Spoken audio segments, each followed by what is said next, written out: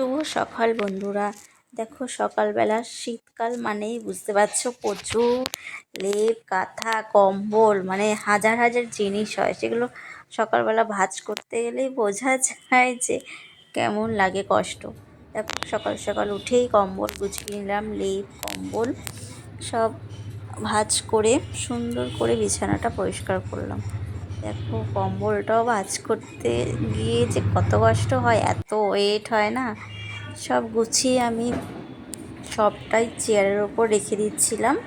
সব চেয়ারের ওপর রাখার পরে এবার আমি বিছানাটা পরিষ্কার করব, তার জন্য একটা ঝাঁটা রয়েছে আমার কাছে, সরু একটা ঝাঁটা। দেখো একদমই সরু ঝাঁটাটা, মানে অল্প একটু কাঠি দিয়ে তৈরি করেছি বিছানা ঝাড়ার একটা ঝাঁটা।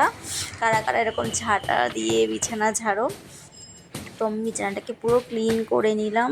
পরিষ্কার করে নেওয়ার পরে দেখো আমি বিছানাটা পুরো রেডি করেছি। দেখো যদি ভালো লাগে একটু লাইক কমেন্টস আর চ্যানেলটাকে একটু সাবস্ক্রাইব করে দিও। বাই, সবাই ভালো থেকো, টাটা। করে নিয়েছি।